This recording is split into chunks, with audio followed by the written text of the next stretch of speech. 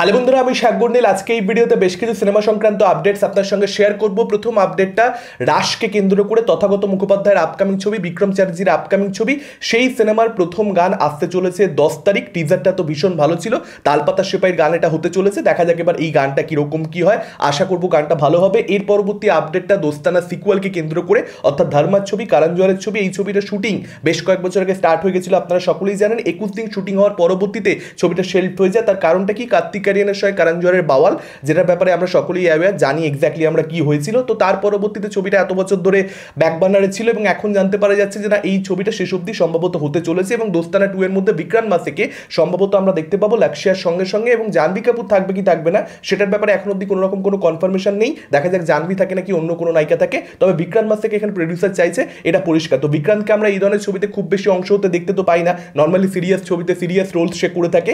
এটা একটা সম্পূর্ণ অন্য ধরনের ছবি তার জন্য হতে চলেছে। এবং বিক্রান্ত যে ধরনের অভিনেতা, আমার বিশ্বাস সে ভার্সেটাইল এবং সে এই ধরনের ছবিতে খুব ভালোভাবে মানিয়ে নেবে নিজেকে। দেখা যাক ছবিটা কিরকম হয়। এর পরবর্তী আপডেটটা দুটো সিনেমাকে কেন্দ্র করে, একটা হচ্ছে পরম সুন্দরী, সিদ্ধার্থ মালহোত্রা এবং জাহ্নবী কাপুরের আপকামিং রমকম, যে ছবিটা জুলাই 25-এ মুক্তি পাবে এই বছরই 2025 সালে। সেই ছবিটার প্রোমো এবং তার সঙ্গে সঙ্গে থামা হরর কমেডি ইউনিভার্সের ছবি। আপনারা সকলেই জানেন আয়ুষ্মান খুরানা, রশ্মিকা মান্দানা এবং নওয়াজকে আপনারা সেই ছবির মধ্যে দেখতে পাবেন, যেটা দিওয়ালি 2025-এ এই বছরই দিওয়ালিতে মুক্তি পাওয়ার কথা রয়েছে। তো সেই ছবিটা টিজার, একটা প্রোমো একটা টিজার, ভুলচুক মাফ ছবিটা রাজকুমার রাও এবং ওয়ামিকা গাব্বির ছবি। থিয়েটারে যারা দেখতে যাবে তারা সম্ভবত এই প্রোমোটা এবং টিজারটা দেখতে পাবে, অ্যাটাচ করা থাকবে ছবিটার সঙ্গে। এরকমটাই আপাতত আপডেট আসছে। এবার দেখা যাক এই প্রোমোটা এবং টিজারটা আফটার কিরকম কি হয়। এর পরবর্তী আপডেটটা মহেশ বাবুকে কেন্দ্র করে, মহেশ বাবুর সঙ্গে পরিচালক বুচি বাবু সানার আমরা কোলাবোরেশন দেখতে পেতে পারি। আপনারা সকলেই জানেন বুচি বাবু সানা রামচরণের সঙ্গে এখন পেড্ডি নামের একটা ছবি করছে এবং সেই ছবিটা 2027-এর 26শে মার্চ মুক্তি পেতে পারে, সেরকমটাই আপাতত আপডেট রয়েছে। তো সেই ছবিটার কাজ একবার শেষ হয়ে গেল। অন্যদিকে মহেশ বাবু SSMB 29 সেই ছবিটার কাজ শেষ করে ফেলে, রাজামৌলির সঙ্গে তার কোলাবোরেশন। তার পরবর্তীতে এই কোলাবোরেশনটা সম্ভবত দেখতে পাওয়া যাবে। এখনো পুরো জিনিসটা ডিসকাশন স্টেজে রয়েছে, শৈশাভূত হয়ে গেছে এরকম ব্যাপার একেবারেই নয়। দেখা যাক শেষ অবধি মহেশ বাবু এই ছবিটা সাইন করেন কিনা, বুচিবাবু সানার সঙ্গে তিনি কোলাবোরেট করেন কিনা। দেখুন এখন রাজামৌলির ছবির পরবর্তীতে বুচিবাবু সানার সঙ্গে কোলাবোরেশন হবে কি হবে না, এটা অনেক যদি কিন্তু বিষয় রয়েছে। ছবিটা কিরকম কালেকশন করে রাজামৌলির ছবিটা, এবং তার পরবর্তীতে মহেশবাবু চিন্তাভাবনা তার কেরিয়ারকে নিয়ে কি থাকে, সেগুলো দেখবার মতন ব্যাপার হবে। তো এখনই শিওর ধরে নেওয়ার কোনো কারণ আছে বলে আমি মনে করি না যে বুচিবাবু সানার সঙ্গে সত্যিকারের কোলাবোরেশন হবে। যেটা জানতে পারা যাচ্ছে, বুচিবাবু সানার মাথায় একটা স্ক্রিপ্ট রয়েছে যেটা মহেশবাবুর জন্য পারফেক্ট হবে, যে কারণে এরকম একটা আপডেট। এবার দেখা যাক শেষ অবধি। আমি আবারও বলছি পুরোটা ডিসকাশন স্টেজে রয়েছে। এর পরবর্তী আপডেটটা গরম মশলা 2 কে কেন্দ্র করে, অভিষেক শর্মা বর্তমানে গরম মশলা 2 এর স্ক্রিপ্টিং এ কাজ করছে। স্ক্রিপ্টের কাজ একবার শেষ হয়ে গেল, অর্থাৎ স্ক্রিন প্লে লেখার কাজ একবার শেষ হয়ে গেলে অক্ষয় কুমার এবং জন আব্রাহামকে পিচ করা হবে। যদি তারা এই ছবিটা করতে রাজি থাকে, সেক্ষেত্রে এই সিকুয়ালে গরম মশলার আমরা কিন্তু অক্ষয় এবং জনকে কোলাবোরেট করতে দেখতে পাবো। দেখা যাক সেটা শেষ অবধি হয় কি হয় না। নেক্সট আপডেটটা অয়ন মুখার্জিকে কেন্দ্র করে, ব্রহ্মাস্ত্র 2 কে কেন্দ্র করে আপডেট রয়েছে। রজত আরোরা, যিনি once upon A time in Mumbai কিংবা কিকের মতন সিনেমাতে ডায়লগ রাইটিং করেছেন, তাকে কিন্তু হায়ার করা হয়েছে ডায়লগসের জন্য ব্রহ্মাস্ত্র 2 এর, এবং একটা সম্পূর্ণ নতুন সেট অফ রাইটার্সদেরকে হায়ার করা হয়েছে। ব্রহ্মাস্ত্র 2 এর স্ক্রিন প্লে তারা পলিশ করছে, অর্থাৎ ঘষা মাজার কাজ তারা চালাচ্ছে। এবং এটাও জানতে পারা যাচ্ছে যে ওয়াট 2 এর ঠিক পরবর্তীতে ধুম 4 এর কাজ কিন্তু রণবীর কাপুরের সঙ্গে অয়ন মুখার্জি শুরু করবেন।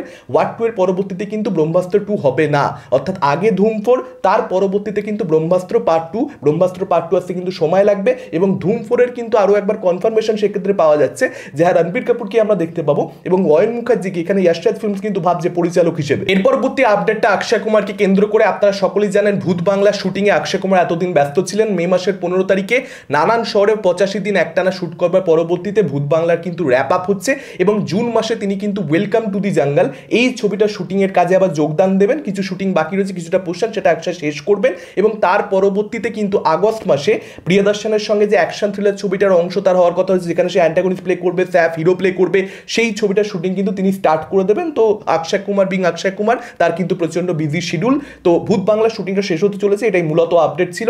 নেক্সট আপডেটটা থালাপতি বিজয়কে কেন্দ্র করে। আপনারা সকলেই জানেন এইচ বিনোদের সঙ্গে তার আপকামিং ছবি হচ্ছে জানানায়গান, থালাপতি 59, থালাপতি ভেট্রি কোন্ডাম। থালাপতি বিজয়ের নাম এখানে হতে চলেছে ক্যারেক্টারটার নাম বেসিক্যালি, এবং TVK অর্থাৎ ইনিশিয়াল যে ট্যাটু করা থাকবে তার হাতের মধ্যে, এরকমটাও আপডেট আসছে। এবং এটা কেন করা হচ্ছে, কারণ তামিলাগা ভেট্রি কাজাগাম এটা হচ্ছে তার পার্টির নাম TVK, তো সেটার ইনিশিয়ালসের সঙ্গে আর কি সেম ইনিশিয়াল সেখানে ক্যারেক্টারের নামে।